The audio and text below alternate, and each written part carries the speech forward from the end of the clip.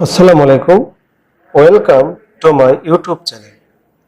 এখন আমরা দেখব অক্ষরেখা ও দ্রাঘিমা রেখার মধ্যে কিছু বেসিক পার্থক্য। যে পার্থক্যগুলো জানলে অক্ষরেখা দ্রাঘিমা রেখার ধারণাটা সবার কাছে স্পষ্ট হয়। চলুন তাহলে দেখে আসি। প্রথমে আসুন অক্ষরেখা কোনগুলো। অক্ষরেখাটা হচ্ছে এই যে লাইনগুলো রো বরাবর হরিজন্টাল, এই রেখাগুলোকে বলা হয় হচ্ছে অক্ষরেখা। আর দ্রাঘিমা রেখা হচ্ছে কলাম বরাবর ভার্টিক্যাল বরাবর, অর্থাৎ উলম্ব যে রেখাগুলো পৃথিবীর, এই রেখাগুলোকে বলা হয় হচ্ছে দ্রাঘিমা রেখা। তা প্রথম পার্থক্যটা আসুন যে অক্ষরেখা যেগুলো, এগুলো কোনো পূর্ণ বৃত্ত। প্রত্যেকটা অক্ষরেখা একটা পূর্ণ বৃত্ত। দেখুন একটা অক্ষরেখা পূর্ণ বৃত্ত। আবার যদি বলি একটা অক্ষরেখা দেখুন পূর্ণ বৃত্ত। আবার পরে যে অক্ষরেখা এখন দেখি, প্রত্যেকটা অক্ষরেখায় একটা পূর্ণ বৃত্ত। কিন্তু দ্রাঘিমা রেখাগুলো হচ্ছে অর্ধবৃত্ত, ওরা পুরোটা করে না। দেখুন এই দ্রাঘিমা রেখা, এই থেকে যদি উত্তর মেরু থেকে শুরু করে দক্ষিণ মেরু পর্যন্ত শেষ হবে, তখন এটা একটা অক্ষরেখা এবং এটা পুরোটা বৃত্ত হবে না। অর্থাৎ এই পাশে একটা দ্রাঘিমা রেখা যেমন, এর অপোজিটে আরেকটা দ্রাঘিমা রেখা, দুইটা আলাদা, একটা না।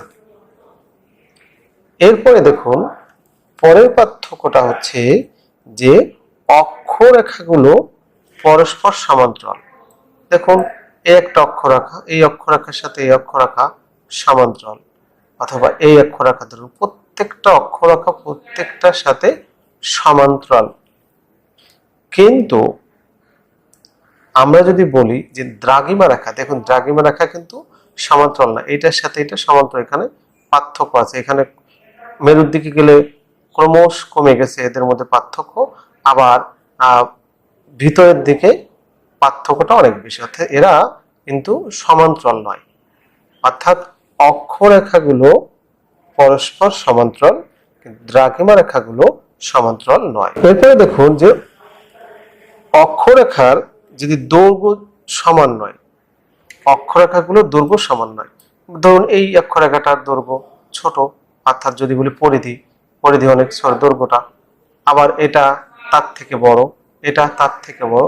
সবচেয়ে মাঝখানে যেটা নিরক্ষরেখা 0 ডিগ্রি, যেটা 0 ডিগ্রি অক্ষরেখা, এটা সবচেয়ে বড়। অর্থাৎ যদি আমার অক্ষাংশ বাড়ে, আস্তে আস্তে অক্ষাংশ বাড়ে, তখন আমার অক্ষরেখাগুলো ছোট হয়ে যায়, আর কমলে আস্তে আস্তে বড় হয়ে যায়।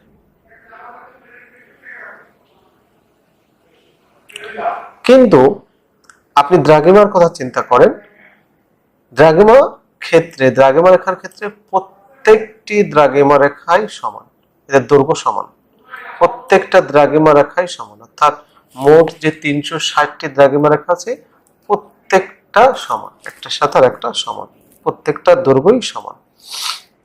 এরপরে এরপরে আসুন আমরা যদি বলি যে অক্ষরেখাগুলো পূর্ব পশ্চিমে বিস্তৃত, অর্থাৎ পূর্ব থেকে পশ্চিমে বিস্তৃত ধরা হয়। অক্ষরেখাগুলো পূর্ব থেকে পশ্চিমে বিস্তৃত, এদিকে পূর্ব, আর এই পূর্ব থেকে পশ্চিমে বিস্তৃত ধরা হয়, পূর্ব থেকে পশ্চিমে বিস্তৃত। কিন্তু দ্রাঘিমা রেখাগুলো ধরা হয় উত্তর থেকে দক্ষিণ দিকে বিস্তৃত, উত্তর থেকে দক্ষিণ। অর্থাৎ উত্তর মেরুকে বলা হয় সুমেরু, দক্ষিণ মেরু কুমেরু, অর্থাৎ সুমেরু থেকে কুমেরুর দিকে বিস্তৃত। সর্বমোট অক্ষরেখা আছে হচ্ছে 179টি। তা এটা একটু ক্লিয়ার হওয়া দরকার। দেখুন একদম মাঝখানে যে অক্ষরেখা, নিরক্ষরেখা, এটা 0 ডিগ্রি। এর উপরে তাহলে কত ডিগ্রি আছে? 90 ডিগ্রি পর্যন্ত আছে।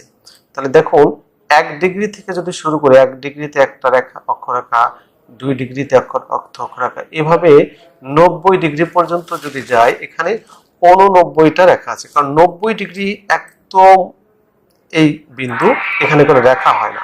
90 ডিগ্রিতে একদম এই বিন্দু বন্ধ, ফলে ওখানে কোনো রেখা, একটা বিন্দু। তার কারণ হচ্ছে 90 ডিগ্রি রেখা এই 90 ডিগ্রি আর এই আমাদের নিরক্ষরেখা 90, এরা সমকোণ তৈরি করতেছে, যার কারণে নিরক্ষরেখার উপরে আছে হচ্ছে 89টা অক্ষরেখা, নিরক্ষরেখার নিচের দিকে আছে হচ্ছে 89টা অক্ষরেখা। তাহলে আর মাঝখানে যে 0 ডিগ্রি নিরক্ষরেখা, এই মোট 179টি অক্ষরেখা। কিন্তু দ্রাঘিমা রেখার ক্ষেত্রে ভিন্ন। দ্রাঘিমা রেখা হচ্ছে মোট 360টি আছে, মোট 360টি আছে। কারণ আমরা যদি পৃথিবীকে অক্ষাংশ ধরে, এখানে মোট 360টা ডিগ্রি আছে, প্রত্যেক ডিগ্রিতে এক একটা করে। তবে এখানেও 360 ডিগ্রি পর্যন্ত না, পৃথিবীর এক পাশে 180 ধরা হয়, আর এক পাশে 180। এই পাশে 180টা, এই পাশে 180টা, মোট দ্রাঘিমা রেখা হচ্ছে আমাদের 360টি।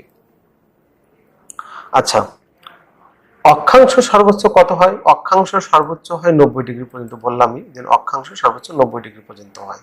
হ্যাঁ, এখানে 90, অথবা আমরা যদি নিচের দিকে যাই, এটা কোমরের দিকে, এখানে 90। অক্ষাংশ সর্বোচ্চ 90 ডিগ্রি হয়।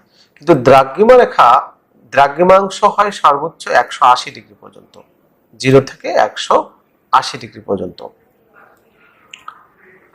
একই অক্ষরেখায় সর্বত্র সময় সমান থাকে না। অর্থাৎ একই অক্ষরেখা যদি ধরি, মনে করেন এই অক্ষরেখাটা, একই অক্ষরেখায় সব জায়গায় কিন্তু সময় সমান থাকে না, সময়ের তারতম্য থাকে। কিন্তু আমাদের দ্রাঘিমা রেখায় কি হয়? একই দ্রাঘিমা রেখায়, একটা দ্রাঘিমা রেখা যদি, যে কোনো একটা দ্রাঘিমা রেখায়, একই দ্রাঘিমা রেখায় সব জায়গায় সময় একই রকম থাকবে, কোথাও কম কোথাও বেশি থাকবে না। অর্থাৎ দ্রাঘিমা রেখায় সময় একই থাকে, কিন্তু অক্ষরেখায় সময় একই থাকে না। একই অক্ষরেখা জলবায়ু সর্বত্র সমান থাকে। একই অক্ষরেখায় সর্বত্র জলবায়ু সমান থাকে, কিন্তু দ্রাঘিমা রেখায় জলবায়ু সর্বত্র সমান থাকে না। এই ছিল আজকের অক্ষরেখা ও দ্রাঘিমা রেখা নিয়ে পার্থক্য নিয়ে আমি আলোচনা করলাম। যদি ভিডিওটি ভালো লাগে, অবশ্যই লাইক, কমেন্ট, শেয়ার দিবেন। আল্লাহ হাফেজ।